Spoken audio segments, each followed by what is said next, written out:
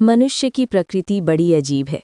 जब वो संकट में होता है तो हाथ जोड़कर भगवान से पूरी दुनिया मांग लेता है, सुख, धन, स्वास्थ्य, शांति और सफलता।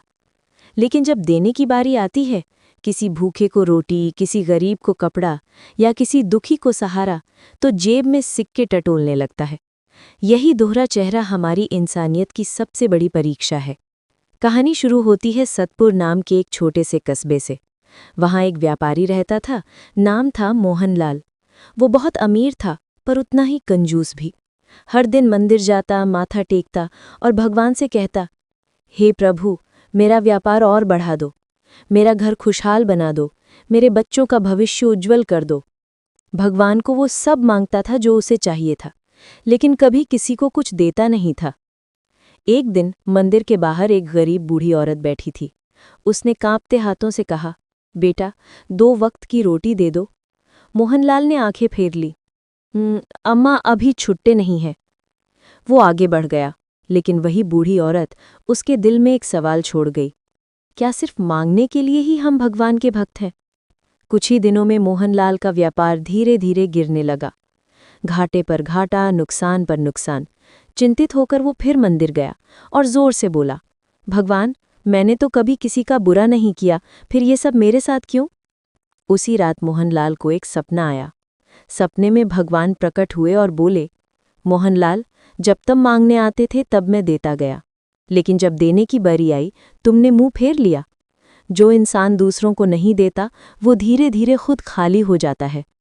सपना इतने गहरा था कि मोहनलाल सुबह कांपते हुए उठा। उस दिन पहली बार उसने मंदिर के बाहर बैठी वही बूढ़ी औरत को ढूंढा। अब वो बहुत कमज़ोर थी। मोहनलाल ने उसके पास बैठकर कहा, अम्मा, माफ़ कर दो, मैं आज देने आया हूँ। उसने खाना, कपड़े और कुछ पैसे दिए, और जब उसने वो सब दिया तो उसके दिल में एक अजीब सी शांति उतर आई। उसने महसूस किया कि जो सुख मांगने में नहीं मिला वो देने में मिल गया। धीरे धीरे उसने अपने जीवन का रास्ता बदल दिया। हर हफ्ते वो कुछ गरीब परिवारों की मदद करता, स्कूल में बच्चों को किताबें बांटता।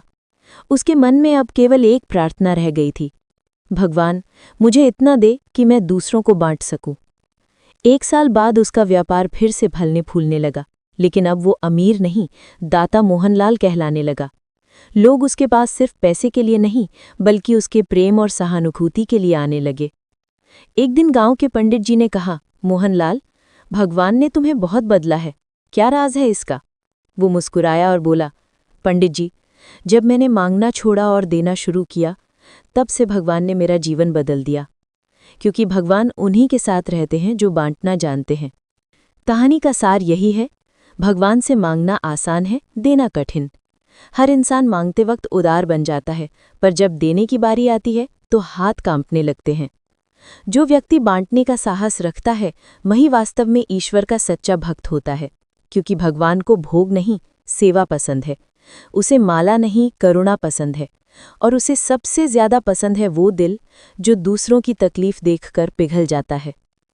अगर इंसान सिर्फ इतना सोच ले कि मुझे जो मिला है वो सिर्फ मेरा नहीं है, उसमें दूसरों का हिस्सा भी है, तो इस दुनिया से आधी तकलीफें मिट जाएंगी। एक उदाहरण और समझिए, एक नदी अगर बहना छोड़ दे तो सड़ जाती है। इसी तरह इंसान अगर देना छोड़ दे तो उसका मन सड़ जाता है। जब तक हम बांटते रहते हैं, मुस्कान, मदद, दया, ज्ञान, तब तक हम जीवित और सुंदर बने रहते हैं। लेकिन जो सिर्फ अपने लिए जीता है वो धीरे धीरे आत्मा से खाली होता जाता है। निष्कर्ष, मांगना आसान है, देना कठिन, पर देने वाला ही भगवान के सबसे करीब होता है। क्योंकि जब हम किसी को कुछ देते हैं, वास्तव में हम भगवान को अर्पित करते हैं। इसलिए अगली बार जब कोई ज़रूरतमंद आपके सामने आए तो सिक्के मत ढूंढो, दिल ढूंढो।